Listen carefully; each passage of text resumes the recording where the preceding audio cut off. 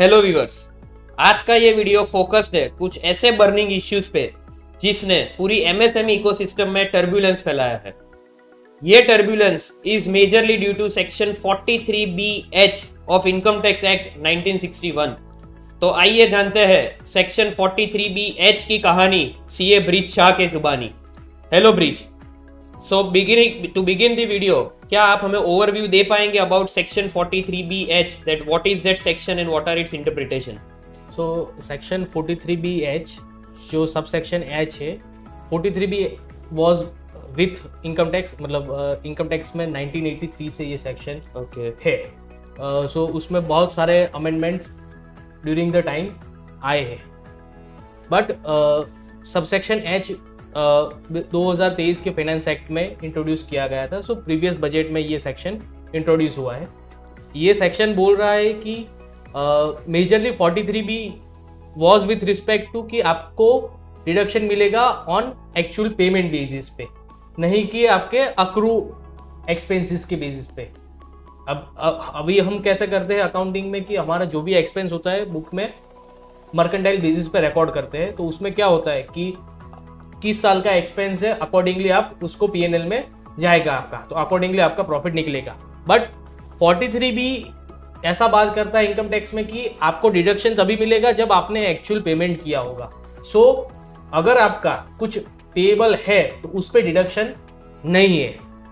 So but ये H किसके लिए है? तो H, ये सबसेक्शन H है, वो है payment payables to micro and small enterprises. उनको आपको सेक्शन 15 ऑफ एमएसएमई एक्ट के हिसाब से जो टाइम लिमिट है, अगर आप उसी टाइम लिमिट में पेमेंट कर देते हैं तभी आपको पेमेंट का डिडक्शन मिलेगा ईयर ऑफ एक्सपेंस। ओके, तो जो सेक्शन 15 का आपने ब्रीफ दिया अभी, और स्पेसिफिकली आपने कहा कि micro and small enterprises are only covered, तो can you give some more detail about section 15 under MSME act and how do we define or differentiate between micro, small and medium enterprises? So ये हम थोड़ा detail में जाएंगे इसके लिए। So micro small enterprises, अभी कैसा था कि बहुत सारे लोगों को मिसकंसेप्शन है कि ये सारे एमएसएमई को एप्लीकेबल है। So it is not applicable to all MSMEs, only micro and small enterprises को जो पेमेंट करना है इस पे ही इसकी इफेक्ट है।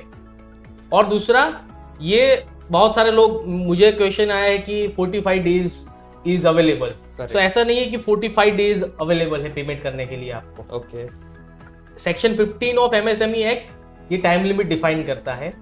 तो वो क्या बोल रहा है कि पेमेंट कब करना है, अगर आपका कुछ रिटर्न एग्रीमेंट नहीं है। मतलब फॉर एग्जांपल मैं आपसे परचेस कर रहा हूँ गुड्स, वेदांत जी से मैं गुड्स या सर्विसेज अवेल कर रहा हूँ। ओके, और वो फॉर एग्जांपल मैंने 1 लाख रुपीज की आपसे सर्विसेज अवेल की है। तो आपने जब सर्विस रेंडर की या आपने गुड्स मुझे डिलीवर किए, तब से लेके अगर मेरा कुछ रिटर्न एग्रीमेंट नहीं है तो सेक्शन 15 ने लिमिट दे रखी है 15 दिन की। ओके, सो अगर आपने 15 दिन में पेमेंट नहीं किया है, सो आप समझिए फॉर एग्जांपल मैंने आपसे गुड्स परचेज किया है या सर्विस अवेल की है 22 मार्च 2023 को, ओके, 24 को। ओके, ठीक है, तो इसके 15 दिन हो रहे हैं कब? तो उसके 15 दिन हो रहे हैं 5 अप्रैल 2024 को। ओके, अगर मैं आपको 6 अप्रैल को पेमेंट कर रहा हूं तो ये एक्सपेंस किस साल का था? तो 23-24 का एक्सपेंस था। मेरा पीएनएल में बुक्स में एक्सपेंस कब बुक हुआ होगा? 1 लाख रुपीज 23-24 में। बट मेरा मैं इनकम टैक्स के हिसाब से प्रॉफिट निकालूंगा तब मुझे वो एक्सपेंस डिसअलाउ करना है 23-24 को। ओके, और ये एक्सपेंस मुझे कब मिलेगा? तो नेक्स्ट ईयर में मिलेगा, क्योंकि मैंने 15 दिन में पेमेंट नहीं किया था। बट आप बोल रहे हो कि हमारा टर्म ऐसा नक्की हुआ है या उस तरह से डिफाइन हुआ है, बट ये टर्म रिटर्न होना चाहिए। सो मैंने जब आपको पीओ दिया था तब हमने डिसाइड किया था 60 डेज टर्म। ओके, ठीक है, अगर हमारा 60 डेज का टर्म डिफाइंड है, इन दैट केस मुझे ऑप्शन है कि मैं आपको 15 दिन से ज्यादा का पेमेंट कर सकता हूं। But MSME act section 15 gives threshold of 45 days only. higher side 45 days. So I have to make you payment in only 45 days. अगर हमारा टर्म्स 60 डेज का भी है तो I can give you payment within 60 days according to our agreement. But for taking deduction in income tax, I can avail deduction only in next financial year because 22nd मार्च को मैंने आपसे service avail किया है और उसके 45 days में payment नहीं कर रहा हूँ और 60 डेज में कर रहा हूँ, देन वो डिडक्शन मुझे मिलेगा 24-25 के असेसमेंट ईयर में. सो 25-26 में वो डिडक्शन मिलेगा. Correct, yes. तो नंबर ऑफ डेज का कैलकुलेशन जो आपने समझाया वो हम समझ गए. उस पर कुछ क्वेश्चंस भी है मेरे जो मैं पूछूंगा आपको, बट उससे पहले ये एमएसएमई की जो आपने बताया कि micro, small and medium, those three are technical different jargons, तो वो एक बार हम समझ लेते हैं. उसके बाद हम कुछ एग्जाम्पल के थ्रू समझेंगे कि नंबर ऑफ डेज का इंटरप्रिटेशन कैसे रहता है under the section. So MSME act में ही डिफाइन किया हुआ है what is micro enterprise, what is small enterprise और मीडियम एंटरप्राइज, और ये एप्लीकेबल सिर्फ payment to micro and small enterprises को ही है. Meaning thereby medium enterprises is not covered under this section. Under this section. So micro and small, उससे पहले हमें समझना है what is enterprise, because ये दोनों चीजें differently define की हुई है. Enterprise भी section 2 of MSME Act में define है. Enterprises are those enterprises which are manufacturing concern plus or service providers. So इन दोनों को enterprises बोलते हैं. और अभी माइक्रो एंटरप्राइज और स्मॉल एंटरप्राइज कौन है? तो माइक्रो और स्मॉल में माइक्रो एंटरप्राइजेस आर जिसका टर्नओवर 5 करोड़ से कम है और जिसका प्लांट एंड मशीनरी में इन्वेस्टमेंट 1 करोड़ से कम है, वो हुए माइक्रो एंटरप्राइजेस. और स्मॉल एंटरप्राइजेस वो है जिसका टर्नओवर 50 करोड़ से कम है और जिसका प्लांट एंड मशीनरी में इन्वेस्टमेंट 10 करोड़ से कम है. सो इफेक्टिवली इफ कोई भी जो एंटरप्राइज है वो उसका टर्नओवर 50 करोड़ से कम है या उसका investment in plant and machinery 10 crore से कम है, तो वो दोनों इसमें कवर मतलब वो कवर हो जाते हैं micro and small enterprises. Meaning bye for example मैं अभी हमने एक एग्जांपल लिया था कि मैं आपसे गुड्स या सर्विसेज अवेल कर रहा हूं बट आपका टर्नओवर है 100 करोड़, तो ये सेक्शन आपको मुझे पेमेंट करने में मुझे एप्लीकेबल नहीं है. क्यों? क्योंकि मुझे आपको पेमेंट करना है बट आप तो माइक्रो और स्मॉल एंटरप्राइज है ही नहीं.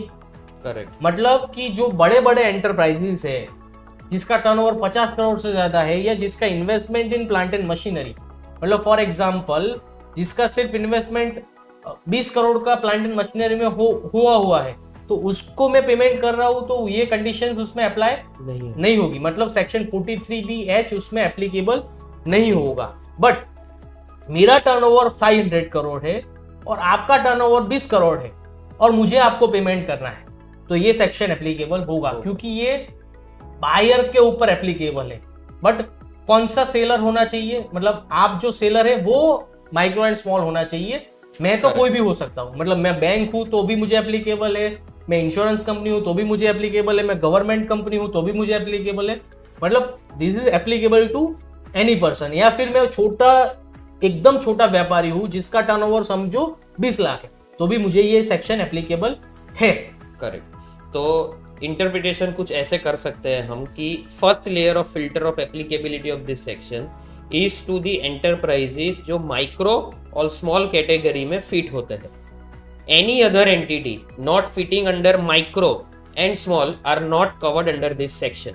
मीनिंग देयर बाय एक पार्टी ने जिससे परचेस किया है या जिससे सर्विस अवेल की है, तो जिनसे अवेल किया है वो अगर माइक्रो या स्मॉल है तो ही मुझे ये सेक्शन की एप्लीकेबिलिटी है, otherwise I am not covered under this. मतलब वो एक्सपेंस जो है आपका उसी में ये applicable related to and constrained to that specific expense. एक एग्जांपल मैं देता हूँ. जैसे सेक्शन 43B में दूसरे भी प्रोविजंस है जिसमें है कि अगर आप इंटरेस्ट का पेमेंट नहीं कर रहे हैं तो इंटरेस्ट में भी उन्होंने डिफाइन किया हुआ है किसको इंटरेस्ट पेमेंट नहीं कर रहे हैं. करेक्ट. मतलब आपने अनसिक्योर्ड लोन लेके रखा है और आपने उसका पेमेंट नहीं किया है तो अलाउड है, बट आपने बैंक को इंटरेस्ट देना है और आपने वो इंटरेस्ट नहीं दिया है बिफोर फाइलिंग ऑफ रिटर्न। उसमें कंडीशन ऐसी है कि अगर आप सेक्शन 139(1) के हिसाब से आपका जो रिटर्न फाइल करना है उससे पहले आप पेमेंट कर देते हो तो अलाउड है, बट एच के अंदर ही एक्सेप्शन है कि आपको पेमेंट सेक्शन 15 के हिसाब से देखना है, सेक्शन 15 की टाइमलाइन को मीट करते हुए देखना है। परफेक्ट। तो when we are coming back to section 15, तो अब उसमें कुछ एग्जांपल से हम समझने की कोशिश करते हैं कि what is the timeline in considering the number of days. तो जैसे आपने बताया प्रीवियसली कि if there is a contract written agreement between the buyer and the seller या service provider and service availer, तो इन दैट केस अगर written agreement नहीं है तो by default the number of days is restricted to 15 days. ठीक है। अब जहां पे क्वेश्चन आता है कि जहां पे there is a written agreement, for example there is a written engagement या फिर there is a written PO which is exchange between the parties, तो उस केस में भी फर्दर दो केस है कि for example in one case it is restricted to 45 days and second if it is beyond 45 days. If it is within 45 days तो there is no issue as it is as per contract and it is in line with the section 15 of MSME Act। तो उस case में आपको 45 days के अंदर if you are making the payment तो that will get deduction under the income tax act।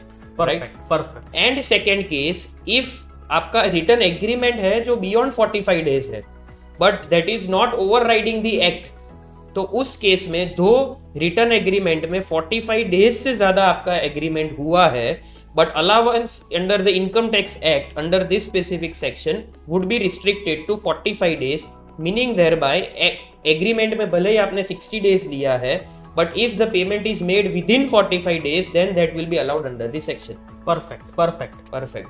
तो इससे bridge भाई क्या हम ये समझ सकते हैं कि जो हमारी इकोसिस्टम है या इकोनॉमी है as far as the allowance of specific expenditure is concerned, is it moving from mercantile system या accrual system to the cash basis? So this is not economy, this is accounting system majorly। तो यहाँ पे हो क्या रहा है कि there is a lot of question on कि why we are moving this direction, because आप देखो तो पिछले 10 सालों में आप देखेंगे तो हमने इंड एज इम्प्लीमेंट किए, अकाउंटिंग स्टैंडर्ड को प्रॉपरली इम्प्लीमेंट किया है। तो ये सब चीज़ें जो फोकस करती है वो बोलती है कि आपको mercantile basis of accounting accrual system से ही account books of account maintain करने चाहिए। ठीक है, बट ये सेक्शन जैसे ही आया है तो बहुत सारे लोग ऐसा समझ रहे हैं कि भाई ये क्यों हम कर रहे हैं, क्योंकि इससे तो हम जब इनकम टैक्स के अंदर कैलकुलेशन करने की बात आती है तब हम कैश बेसिस पे आ जाएंगे, हमें रिकंसिलिएशंस रखने पड़ेंगे। क्योंकि फॉर एग्जांपल आप समझो कि आप एक कंपनी है जिसको इंड एज फॉलो करने हैं अकॉर्डिंग टू कंपनीज एक्ट और आप कर रहे हैं, बट जब आप इनकम टैक्स में आएंगे तब आपको कुछ चीज़ों के लिए अकाउंटिंग स्टैंडर्ड से हट जाना पड़ेगा और आपको दूसरा कैलकुलेशन लगाना पड़ेगा और आपको कैश बेसिस पे, ये हमें पार्शियली कैश सिस्टम पे ले जा रहा है। So sometimes I feel it is a regressive approach कि आप जो अचीव करना चाह रहे हैं वो शायद सही नहीं है, मतलब सही तरीके से नहीं कर रहे हैं। क्योंकि इससे क्या हो रहा है, बहुत सारी जैसे कि बहुत सारे लोगों का टर्म्स ही होता है 120 डेज का, 180 डेज का। देन व्हेन मतलब आप एमएसएमई ही है, मैं समझ रहा हूँ, आप छोटे व्यापारी है, मैं बड़ा भी हूँ, बट हमारा रिटर्न अग्रीमेंट है कि भाई हमें पेमेंट आपको 120 डेज में ही करना है, 180 डेज में ही करना है। Then why you want us, इससे क्या हो रहा है आप समझो। फॉर एग्जाम्पल मैं भी छोटा व्यापारी हूँ और आप भी छोटे व्यापारी हैं, तो मुझे तो एक खींच लगेगी कि भाई मुझे आपको जल्दी पेमेंट कर देना पड़ेगा। मेरी साइकिल ऊपर से जो आ रही है वो तो जल्दी आ नहीं रही है, तो उससे क्या फर्क पड़ेगा कि मेरी इनकम, आप बोल रहे हो कि आप इनकम तो मैं इसी साल में आपको टैक्स कर लूंगा, एक्सपेंस मैं आपको नेक्स्ट ईयर में दूंगा। प्रॉब्लम क्या हो रहा है, फॉर एग्जाम्पल इस साल मेरा प्रॉफिट हो रहा है 50 lakh according to books of account mercantile system पे, बट मैंने आपसे मार्च मंथ में ही परचेज किया था 2 करोड़ रुपए का। ओके। और मैं अब हमारा टर्म्स था ही कि 120 डेज में ही मुझे आपको पेमेंट करना है और हमारा अग्रीड टर्म है। फिर भी आपको मुझे, अगर मैं आपको पेमेंट नहीं कर रहा हूँ तो क्या होगा, मेरे को 2 करोड़ का अलाउंस नेक्स्ट ईयर में मिलेगा। सो उससे मेरा प्रॉफिट क्या हो जाएगा इस साल का 2,50,00,000 रुपीस। आप समझ रहे हो? अभी इस साल में 2,50,00,000 पे टैक्स भर दूं और मुझे वो टैक्स पे भी कर देना है, और नेक्स्ट ईयर में मैं जाऊंगा तब मुझे 2 करोड़ एक्स्ट्रा डिडक्शन मिलेगा। तो मेरा इस साल का अगर 50 लाख है, पिछले नेक्स्ट ईयर मुझे 10 लाख भी प्रॉफिट हो सकता है, 20 लाख भी हो सकता है, और मुझे ये 2 करोड़ का एडिशनल डिडक्शन मिलेगा तो मैं लॉस में चला जाऊंगा। Then I have to carry forward that losses for next 4 years 5 years। So whether this is a good approach, government को तो पैसा मिलेगा, but whether this is the proper approach and beneficial to the MSME, because अगर मैं ऐसा बोल रहा हूँ कि I want to do ease for मुझे इसको simplified करना है, मुझे ease करना है, then whether it is good thing, तो ये अच्छी चीज नहीं है, और moving toward cash is also not a good thing। तो अब जब अगर आप बात करते हैं हम आगे, तो compliances में further down the line क्या क्या changes that we are expecting to comply with this section to the various enterprises covered under this act? Major issue is how to identify someone is a micro and small enterprise। मुझे कैसे पता चलेगा कि ये micro enterprise है या small enterprise है? यही सबसे बड़ा इसका क्वेश्चन है। और दूसरा क्वेश्चन है कि ईयर एंड पे मुझे किस तरह से कैलकुलेशन करना है। ये दोनों चीजें ही सबसे बड़ी क्वेश्चन है। तो इसको कंप्लाई करने के लिए मुझे मेरे सारे वेंडर्स से मुझे मंगवाना पड़ेगा कि उनका स्टेटस क्या है, माइक्रो है, स्मॉल है, मीडियम है। तो उसके लिए मैं क्या करूंगा, तो उनसे उनका उद्यम रजिस्ट्रेशन ही मैं मांग सकता हूँ कि अगर उनका उद्यम रजिस्ट्रेशन सर्टिफिकेट मुझे मिल रहा है तो मुझे पता चल जाएगा कि वो माइक्रो है, स्मॉल है या मीडियम है। और दूसरी बात, ये रिपीटेडली मुझे करना पड़ेगा क्योंकि ये every year I have to check. वो ऐसा हो सकता है कोई वेंडर नेक्स्ट ईयर वो मीडियम एंटरप्राइज भी हो सकता है, सो वो इससे परव्यू में से बाहर निकल जाएगा। सो ये एक कंबरसम प्रोसेस रहेगा कि आपको सबको लेटर लिखना है, आप मुझे आपका सर्टिफिकेट दीजिए। आप सर्टिफिकेट, अगर आपको कोई सर्टिफिकेट देता है तो आपको वेरीफाई करना है, अगर वो नहीं दे रहा है तो आपको दूसरी बार उससे डिमांड करना है सर्टिफिकेट। दूसरी बार में नहीं मिलता है, then you don't have any option. फिर आप उसको गिन सकते हैं कि ये माइक्रो एंड स्मॉल एंटरप्राइज नहीं है, बट इसका कोई क्लैरिफिकेशन इनकम टैक्स की ओर से नहीं है। मतलब अगर वो माइक्रो एंड स्मॉल होगा और उसने आपको डिक्लेरेशन नहीं दिया आपके रिपीटेड मांगने की वजह से भी, then also they can take position, because अभी हमें पता नहीं है कि डिपार्टमेंट कैसा व्यू लेगा। बट जनरली ऐसा होता है कि अगर आप किसी से डिमांड करते हैं और वो नहीं दे रहा है तो आप उसको इग्नोर करेंगे। तो अगला क्वेश्चन हमारा ऐसा है कि क्या ये सेक्शन जो प्रोप्राइटर्स है, इंडिविजुअल्स जो बिजनेस रन करते हैं, उनको भी एप्लीकेबल है?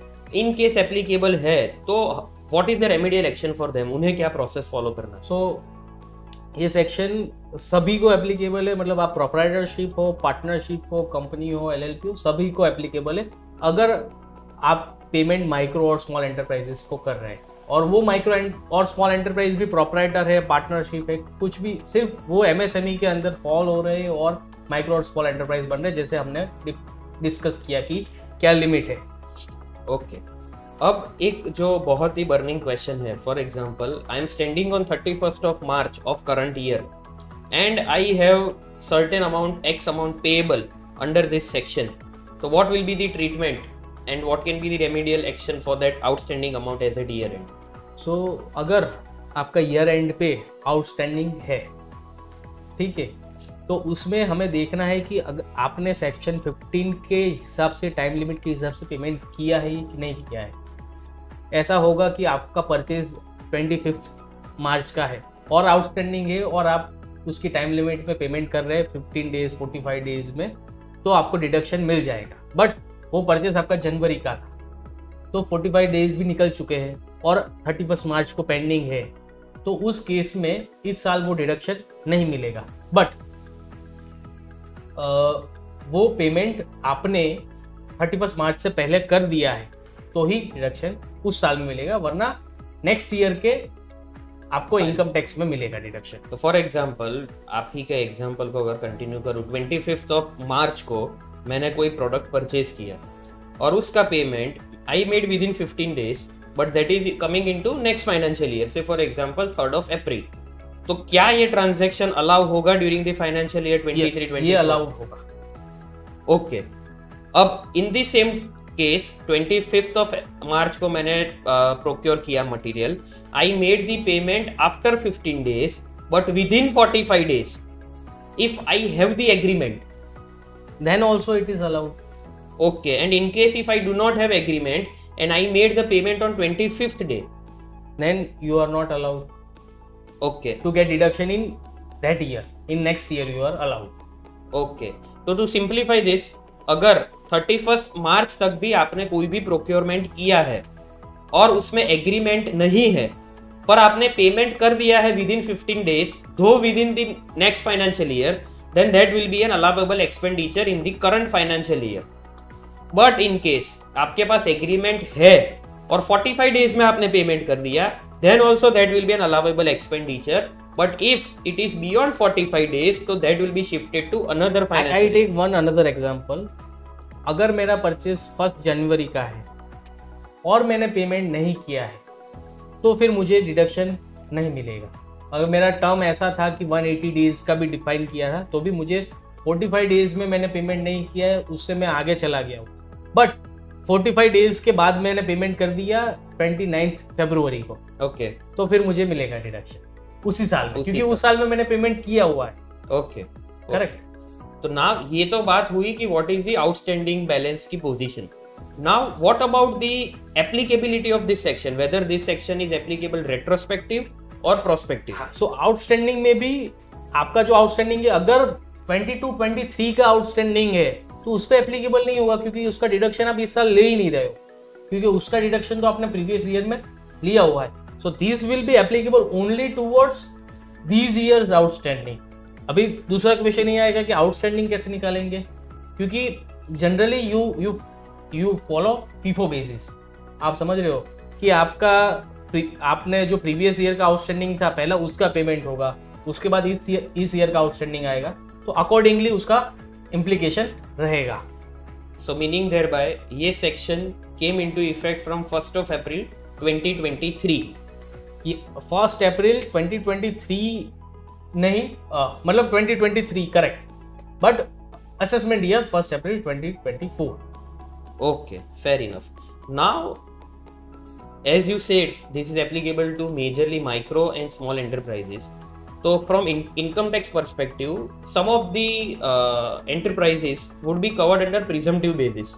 Yes. So what would be the treatment for this section for those nature of entities? So अगर मैं presumptive taxation के हिसाब से मेरा टैक्स कैलकुलेट कर रहा हूँ और 40 meaning by 44AD और 44ADA, in that case section 43B is not applicable. So आपको देखना नहीं है कि आपने पेमेंट कब किया, कैसे किया, क्योंकि जो 44AD है that starts with notwithstanding anything contain in section 28 to section 43C। So 43B is also included there. So उसके अंदर जो भी है उसको आपको इग्नोर करना है, उसके हिसाब से वहाँ पे सिर्फ आपको 6% या 8% के हिसाब से कैलकुलेशन करके आपका टैक्स गिन लेना है। Okay, now there is another question. Say for example, if a trader is registered as an MSME and purchases material from an MSME registered dealer or manufacturer, so does the provision of this section apply to purchasing trader, and are there any exclusions for MSME buyer in this context? So if I am a trader registered under MSME, first of all this is only applicable अगर आप payment कर रहे, जब मैं बोल रहा हूँ कि माइक्रो और स्मॉल एंटरप्राइज है तो वो रजिस्टर्ड होना चाहिए एमएसएमई एक्ट में। अगर वो रजिस्टर्ड नहीं है तो वो माइक्रो और स्मॉल एंटरप्राइज नहीं है। मतलब मेरा टर्नओवर 50 करोड़ से कम है बट फिर भी I don't have Udyam registration, then also you are not micro and small enterprise.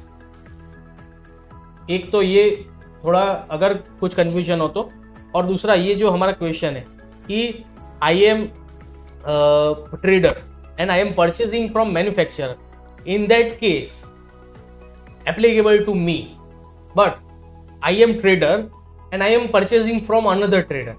In that case, trader is not a micro and small enterprise. जो हमने पहले डिस्कस किया कि enterprises defined जो किया है, enterprises are only manufacturers and service providers. So मैं trader हूँ और मैं मैन्युफैक्चरर से परचेस कर रहा हूँ, then section 43B subsection H is applicable to me for payment to that person. But मैं परचेस कर रहा हूँ दूसरे ट्रेडर से, आप ट्रेडर है इसकी वजह से, मैं ट्रेडर हूँ उसकी वजह से नहीं, आप ट्रेडर है तो मुझे आपको पेमेंट करना है, तो उसके लिए 43BH एप्लीकेबल नहीं होगा। But still there is a clarification needed from government for this thing, because the reason is कि जो एंटरप्राइज जो है उसमें ऐसा है कि only manufacturer and service provider, but during COVID traders को भी उन्होंने एमएसएमई के एम्बेड में लाया था, और जो नोटिफिकेशन के थ्रू लाया था, बट वो notification only with respect to priority sector lending था। सो अभी भी ये कंफ्यूजन है कि अगर मैं ट्रेडर को पेमेंट कर रहा हूँ तो ये फॉल होगा या नहीं। Plain reading of the section it feels कि एप्लीकेबल नहीं होगा, but we have to wait for some clarification. Okay. So now another question is related to verification of supplier status. So how can a buyer ascertain the status of supplier under MSMED Act, and what steps can the buyer take to verify the status of the supplier, especially regarding the compliance under this section? So हमने पहले भी compliance के बारे में जो बात, तो उसको जो buyer है उससे डिमांड करना है उसका MSME का रजिस्ट्रेशन सर्टिफिकेट। अगर वो सर्टिफिकेट दे रहा है तो आप वो सर्टिफिकेट नंबर को उद्यम के पोर्टल पे जाके चेक कर सकते हैं, तो उसके हिसाब से आपका वेरिफिकेशन हो जाएगा। और even that certificate is also sufficient proof कि भाई उसका माइक्रो है या स्मॉल है या मीडियम एंटरप्राइज है। ओके, अब अभी तक हमने जो बात की expenses, trading, services availment, now एक स्पेसिफिक केस लेते हैं। फॉर एग्जांपल जो बायर है, जो सर्विस या प्रोडक्ट उन्होंने अवेल किया है, and if it is falling under the capital expenditure nature, और अगर उसका पेमेंट नहीं हुआ तो what will be the treatment as far as that capex nature expenditure is concerned? So section 43B जो बात कर रहा है वो amount payable towards micro and small enterprises, but वो एक्सपेंसेस की बात कर रहा है।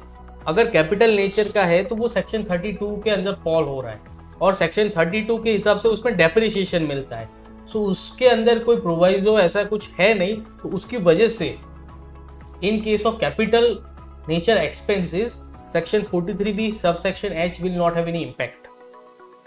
ओके, अब ये सब जब हम पेमेंट की बात कर रहे हैं तो we missed what is the term payment, how that has been defined under the act? So the payment is specifically not defined under the act, so but in accounting way, generally when you make entry in a books of account, like if you are giving check to someone, then it is a payment. It is not like कि check कब honour हो रहा है। ऐसा भी हो सकता है कि मैंने 15वें दिन को चेक दे दिया था, उसको ऑनर होने में 2 दिन लगते हैं, क्लियरिंग में जाता है, या बीच में छुट्टी थी, because there is nothing like working days are here. Bank का 4 दिन का छुट्टी आ गया तो क्या करोगे? तो then it is also payment. Correct. और समझो कि आपको म्यूचुअल कुछ पेएबल था, you have to make you have to pay to someone and I have to take money from that person, और मुझे आपको पेमेंट करना है। तो ऐसा भी हो सकता है कि मैं उससे मुझे पेमेंट दे दिया, और मतलब म्यूचुअल जो पेमेंट हो सकता है, तो दैट जीवी can also be considered under payment. Okay, okay, now let us take 2-3 examples with regard to the payment terms. So first is whether the retention money in contracts is covered under this section or not. So retention money is not specifically covered, but retention money is a specific clause in contracts which are with respect to, because retention money is why there are retention money, because वो terms complete हुआ ही नहीं है। मतलब अगर मैं कोई service ले रहा हूँ तो मैं रिटेंशन मनी रखता हूँ, क्योंकि मुझे 100% सर्विस अवेल नहीं हो रहा है। सो ये सेक्शन बोल ही रहा है कि आपको सर्विस कंप्लीशन होता है उससे आपको डेज का कैलकुलेशन करना है, या 100% गुड्स मिल जाता है उससे आपको डेज का कैलकुलेशन करना है। तो रिटेंशन मनी अभी अगर आप रखते हैं तो भी डिडक्शन मिलेगा। Very good, okay. So next is with regard to works contract, how that has been covered and what will be the treatment for that? So works contract is very I can say is not clear thing, because works contract में क्या होता है कि goods भी involve होते हैं, services भी involve होती है। तो उसको आप कौन सी कैटेगरी में डालोगे? मैंने आपसे वर्क्स कॉन्ट्रैक्ट का सर्विस लिया है, तो यू आर सर्विस प्रोवाइडर और manufacturer first of all. Sometimes you can say कि भाई मैं तो सर्विस प्रोवाइडर हुई नहीं, या मैं तो आपको गुड्स दे रहा हूँ, मतलब I am giving you like a trading thing. So ये एक क्वेश्चन है और उसको भी एक सर्कुलर या क्लैरिफिकेशन से डिफाइन करना पड़ेगा, वरना इसमें लिटिगेशन बढ़ सकते हैं। Okay, and the last is which related to the related party transactions, how that will be impacted. So we are parent subsidiary company. In that case also this section will be applicable if I am a parent company and I have to pay to my subsidiary company, then also I have to look at due dates. मतलब time limit को मुझे adder करना ही पड़ेगा। अगर मैं नहीं कर रहा हूँ then deduction will be available in a next assessment year. Fair enough. So moving towards the end, till now interest provision which was made in the books of accounts in case of non-payment to MSMEs were not allowed in the books while calculating the income tax returns. Now the government has taken an additional step in favor of MSMEs so that working cycle can improve, and if any payment, that specific amount of payment if not made, that payment amount will also be not considered as an expenditure in the books of accounts. That will only be considered as an expense only when that payment is made to the MSME vendor. If we want to take positive out of this amendment, so positive is that this can boost liquidity towards MSME और towards micro and small enterprises. तो इससे क्या होगा कि जो बड़े बड़े enterprises है उनको कंपलसरी पेमेंट, अगर उनको डिडक्शन उस साल में चाहिए तो उनको कंपलसरी पेमेंट करना पड़ेगा विथ इन 45 डेज और I can say 15 days, what ever is agreed. So accordingly this will improve liquidity for MSME, and that is only the biggest outcome we can take out from section 43B subsection H. Yes, viewers. So this was a brief understanding about section 43BH under the Income Tax Act with our expert CA Breach Shah. If you have any comments or suggestions or views, please provide by way of comment to this video, and do not forget to subscribe our channel. Thank you.